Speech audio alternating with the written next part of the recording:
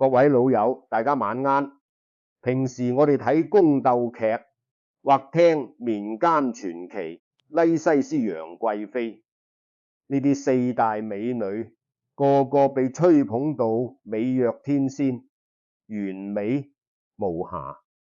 但你知唔知喺真實嘅歷史中，呢啲絕代佳人嘅背後，其實隱藏住令人難以啟齒嘅生理秘密？西施點解整日要佩戴沉香？楊貴妃點解要喺華清池頻繁沐浴？呢個背後唔係咩小情小調，而係為咗掩蓋佢哋身上致命嘅生理缺陷。更殘酷嘅係，佢哋根本唔係咩集萬千寵、愛於一身嘅幸福王妃，而係俾大亨帝王玩弄於股掌之間嘅政治肉體炸彈，深陷父子相奪、君臣不倫嘅血色污糟局。今日阿叔唔講戰場悲殺，專講史書從來唔敢寫嘅古代美女不倫博弈與生理黑歷史。如果你想知道嗰啲風花雪月背後最真實、最殘酷嘅真相，今日呢條片你真係一定要睇到最後。如果你同我一樣，都係一個熱愛探尋歷史秘辛，想用智慧看透人性，避開小人，絕對唔想喺生活或者感情上行錯步，更加唔想當水魚被騙嘅醒目香港人。依家就即刻幫我點個訂閱，再灌開激你個小魚得。我呢個頻道專門為大家搜羅最接地氣、最即時嘅都市自救大亨智慧，與歷史避坑做好。只要你訂閱咗，以後成早江湖，做生意草事，保證你莊嚴精明，受租你個鹽包，學得體面有尊嚴。講此古代四大美女嘅時候呢，你俗思思廣州祖尊雕佢成貴妃，嗰個奴婢就等於落人必於笑話。但你知唔知呢幾個成語背後嘅真相？沉魚，傳說西施喺河邊觀察水中嘅魚，見到佢嘅美貌，竟然忘記咗游水，沉咗落水底。呢個故事聽落浪漫，但真相可能係魚聞到西施身上嘅體味，直接被臭暈咗。笑話，楊貴妃喺花園上花手指，輕輕觸碰花瓣，花瓣即刻收縮，宮女們大驚，話花都被貴妃嘅美貌俾到羞澀低頭啊！但植物學家話俾我哋知，呢種含羞草嘅反應同美貌無關，純粹係植物嘅自然生理反應。呢啲美麗嘅包裝全部都係文人墨客為咗迎合統治者，美化宮廷生活而編造出嚟嘅神話。歷史上的西施同楊貴妃絕對唔係你喺電視劇入面見到嗰種完美無瑕嘅仙女，佢哋係有血有肉、有缺陷、有痛苦嘅真實女人。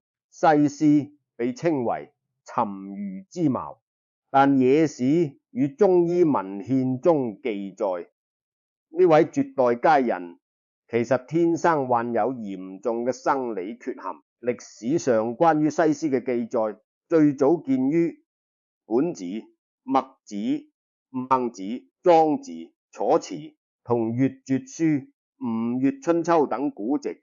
越絕書中記載，於泥宿美女西施，精丹岑大夫仲聲絕於五王，吳一川超足，資質的經常喺禮時三足古足的佢極多三珠色之女曰：你嘅職執點曰？西施精丹雖以龍卜，老仔圖重，領於都堪。3年，傾於古越王歐針，為咗向吳王夫差復仇，謀士范蠡遍訪國中美色，終於喺尖羅山揾到西施。關於西施嘅難言之隱，民間流傳嘅版本有好多一種說法話佢天生有嚴重嘅狐臭、腋臭，另一種說法就話佢腳比一般人大好多。喺古代以小腳為美嘅審美標準下，呢個絕對係一個致命嘅缺點。仲有一種更重口味嘅講法話，西施患有香港腳，因為佢原本係一個碗心女，成日中意光着腳丫落河洗衫洗頭。嗱，你聽沉魚呢個典故，傳說西施喺小河邊玩耍嘅時候，將對腳踩落水中，水中嘅魚聞到氣味，沉入水中昏迷不醒，結果俾人見到就話魚都被佢嘅美貌迷到沉咗落水底。但真相可能係嗰啲魚被臭到反肚，為咗掩蓋呢啲體味同缺陷，越王歐針同謀士范蠡喺對西施進行間擅配婚事，用咗天價嘅沉香麝香同中草藥配製成香囊，俾佢整日佩戴。沉香喺古代極其珍貴，被稱為植物中的重石。唐朝詩人杜甫喺《茅屋為秋風所破歌》中曾嘅安得廣廈千萬間，大庇天下，寒士俱歡顏，可見當時嘅人民生活窮苦。但越王為咗培訓西施，不惜花費天價九，為名貴香料。相傳寺廟一位高僧仲贈與西施一棗，用沉香熏過嘅黃紗裙。西施原本體態輕盈，着上以後更加顯得仙氣飄飄，舞蹈時散發嘅香氣令人陶醉。呢啲並唔係為咗美化佢，而係為咗喺視覺同嗅覺上同時迷惑吳王夫差，將佢包裝成一個自帶體香嘅完美天仙。除此之外，西施仲要每日用名貴嘅香湯洗浴。呢環記載，蘭雜誌記載西施俾吳王夫差娶入後宮，每次洗完澡，宮女們都爭住搶佢嘅洗澡水。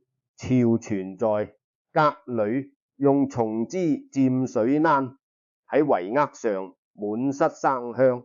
呢個記載雖然有啲誇張，但側面反映出西施身上確實散發出濃郁嘅香氣。不過呢啲香氣並非天然，而係用天價沉香同各種名貴藥材浸出嚟嘅。呢個美色炸彈最終成功，摧毀咗吳國嘅政權。吳王夫差得到西施後，尋覓趙式，以日遇西施，係姑蘇台還落，西施彈奏響女郎，將廊紗挖空，放上大缸上面，鋪上木板，每行一步都會發出美妙嘅回音。夫差為咗討好西施，修建咗管蛙閣、響女郎、浣花池、浣月池等大量奢華建築。呢啲建築消耗咗吳國大量嘅國力，最終導致吳國被越國所滅。聽到這裏，我想問下大家，你哋以前係咪以為古代四大美女真係完美無缺，連呼吸都係香嘅？冇諗到連西施都需要用天價沉香嚟掩蓋體臭。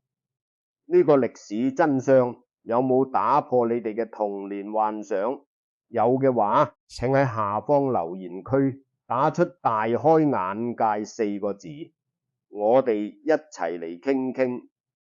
講完西施，再講楊貴妃。白居易長恨歌雲，春寒漸欲華清池，溫泉水滑市凝節。呢句詩聽落浪漫到爆，但真相係楊貴妃體態豐滿，深受唐玄宗寵愛，但佢同樣面臨嚴重嘅寒多同體味問題。據野史記載，楊貴妃天生有狐臭，而且氣味仲唔細，只要佢一流汗，氣味就變得特別刺鼻。呢個缺陷喺中國古代醫書中亦有記載，本囚啲目中記載，人腋下臭，謂之狐臭，乃濕液所致。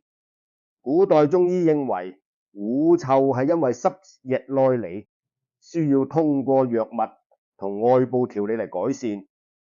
楊貴妃為咗掩蓋呢個缺陷，命令唐玄宗遍尋天下所有香料。佢派人不遠萬里去安南南海一帶採購茗、桂、沉香、龍腦、麝香等香料。呢啲香料嘅價格喺唐朝足以讓呢個普通家庭食一輩子飽飯。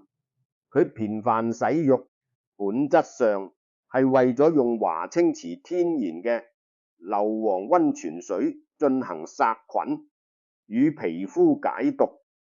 華清池溫泉含有個豐富嘅硫磺亞物質，對皮膚病有治療作用。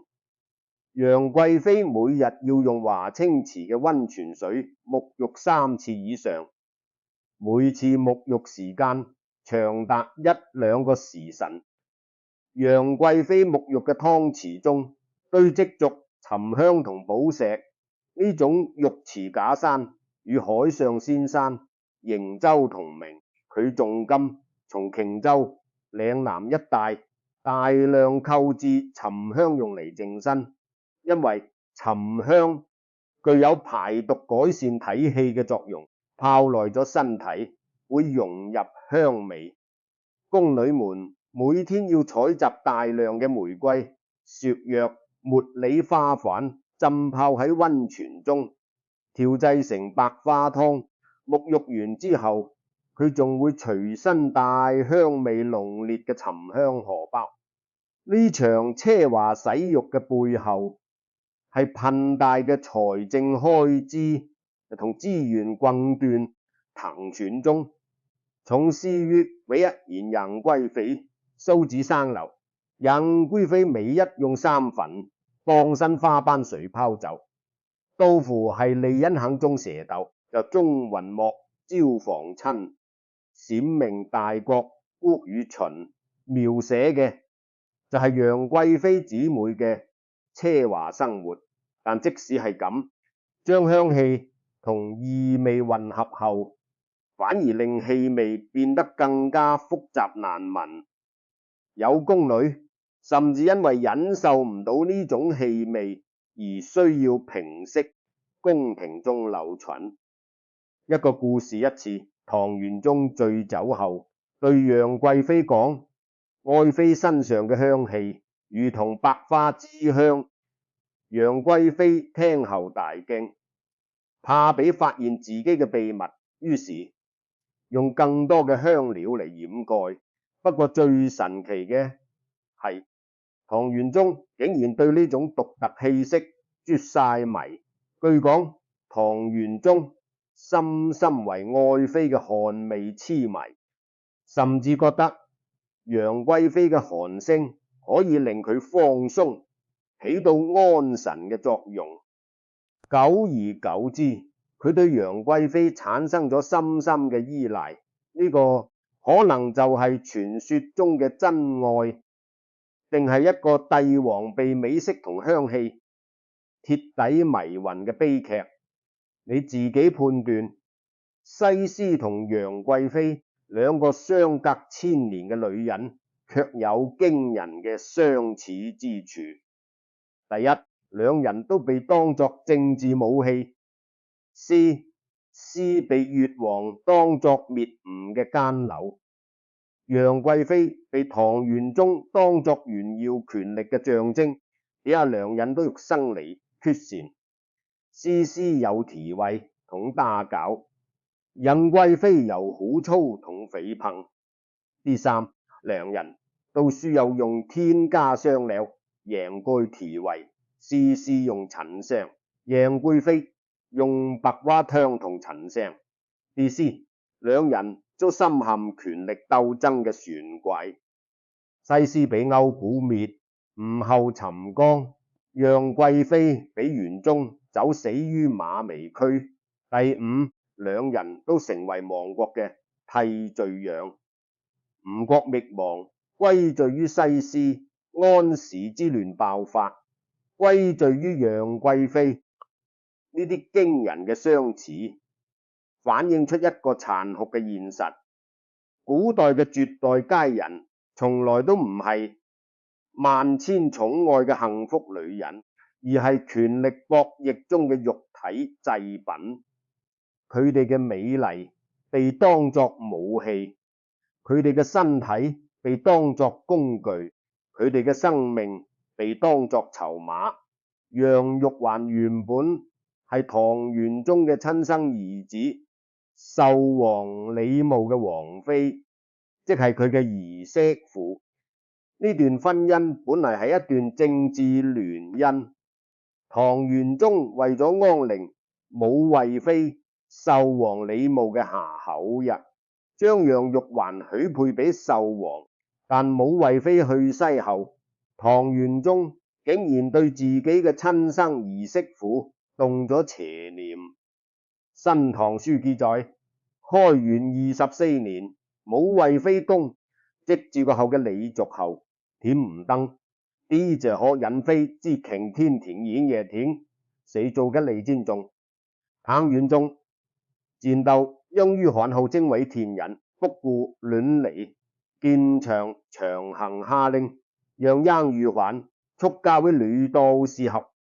太真喺此時不起身份，太真呢個名號表面上係道教修行嘅稱號，實際上係唐玄宗為咗掩人耳目而設計嘅洗白手段。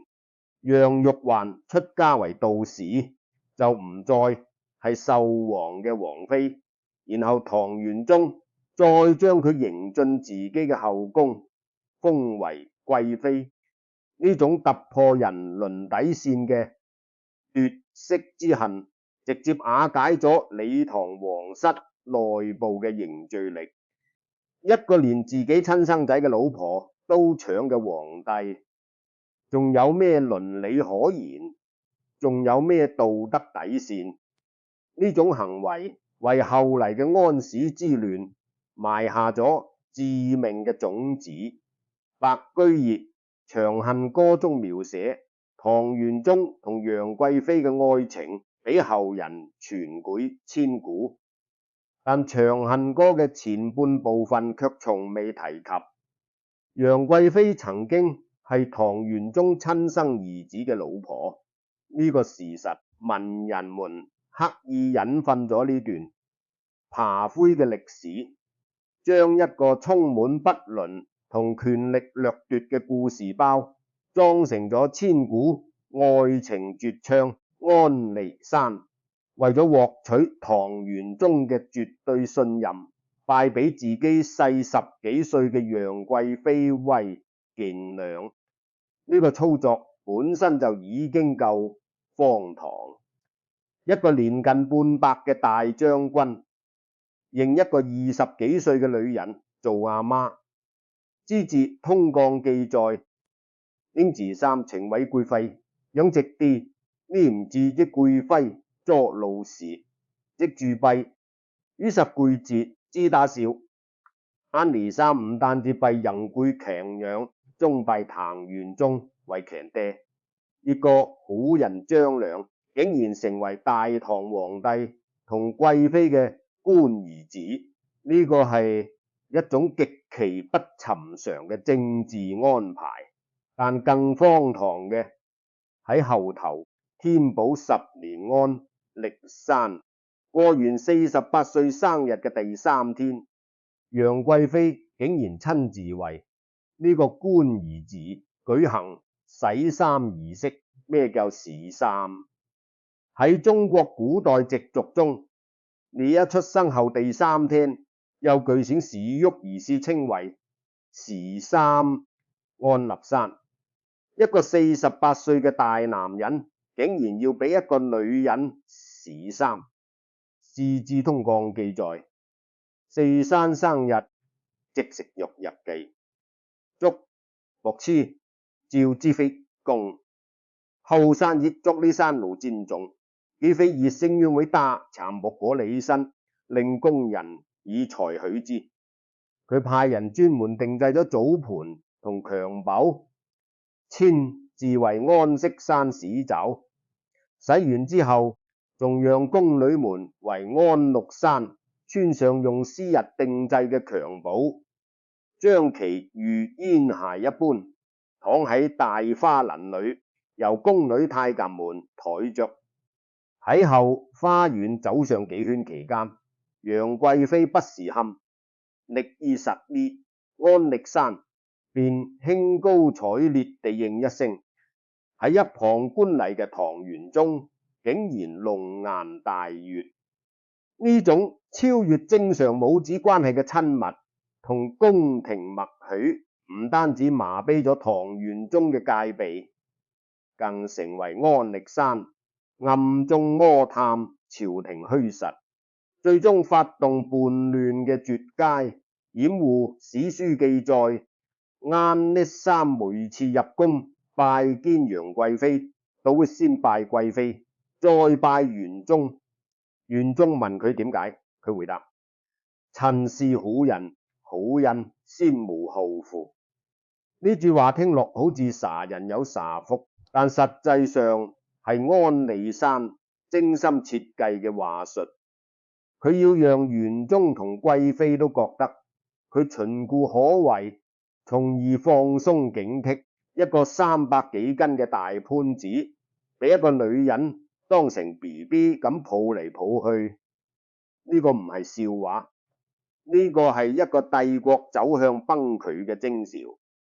講到楊貴妃原本係皇帝嘅兒媳婦，後來被公公強奪，甚至仲同大自己10幾歲嘅安時山玩洗兒嘅認乾娘遊戲。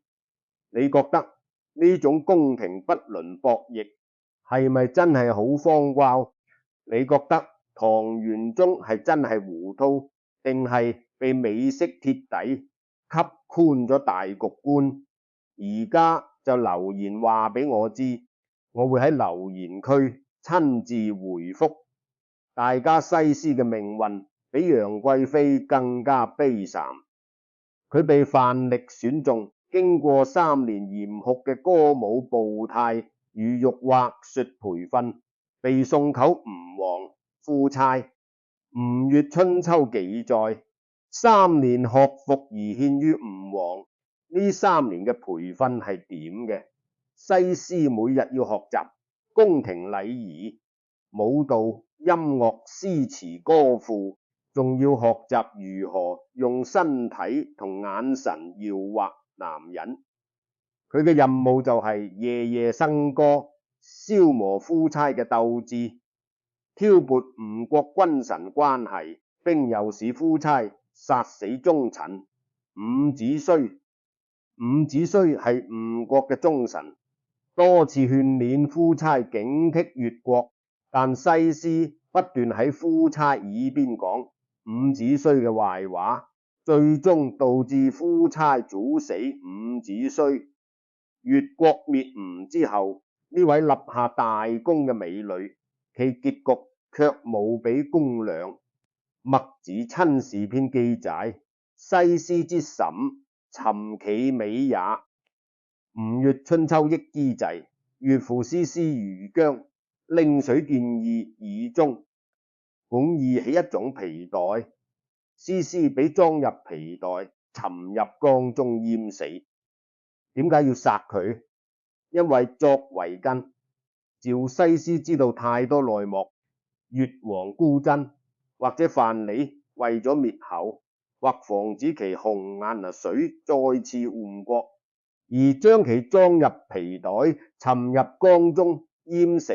呢個就係兔死狗烹嘅殘酷政治現實。西施嘅去向有多種說法流傳，一係同范蠡功成身，退後歸隱田園；二係死於歐揸夫人所害，沉江而亡；三係死於吳國。但無論哪一種，沉江都係最廣為流傳嘅版本。將沉江說成泛舟五湖，呢個其實寄託咗人們對佢嘅同情與憐惜。畢竟歷史嘅真相太過殘酷，點解官方史書同文人墨客仲要神化？佢哋第一個原因，紅顏禍水論嘅政治遮羞布。點解歷史書總是將亡國嘅責任推俾西施、楊貴妃呢類女性？呢個本質上係無能嘅統治者，夫差唐玄宗同士大夫階層為咗掩蓋自身嘅腐敗、戰略決策失誤與制度漏洞而製造出嚟嘅政治宣傳。夫差點解亡國？因為佢驕傲自大，放虎歸山，殺死眾臣，伍子胥。唐央宗點解導致安史之亂？因為佢晚年沉迷常樂，疏於佐政，任用奸臣放縱，啱呢三座大。但係文人民唔敢批評皇帝，於是將所有責任推俾女人。紅顏禍水呢個標任就咁貼咗喺西施同楊貴妃身上，將女性包裝成紅顏禍水嚟轉移社會矛盾。呢個就係幾千年來嘅政治遮羞布。生書中，將塞囚滅王居朝月，占治國語，將生執滅王居朝月打字。詩經將周朝滅亡歸咎於褒姒。呢個美人誤國嘅布氏傳統喺中國歷史中文延了整整3000年。第二個原因，文人墨客嘅情感寄託與商品化包裝。從唐代詩歌到明清戲曲，文人們為咗迎合市場，將殘酷血腥嘅政治肉體博弈浪漫化、唯美化為再天願作比翼條嘅千古絕唱。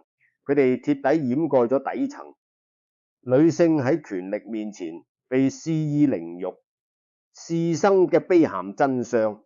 白居易寫《長恨歌》，將一個搶自己兒媳婦嘅老皇帝同一個被逼死嘅女人寫成咗千古愛情故事。《長恨歌》中寫道：在天冤咗，比翼繳在地冤為連理治，天將利之照有時，轉且恨綿綿無絕期。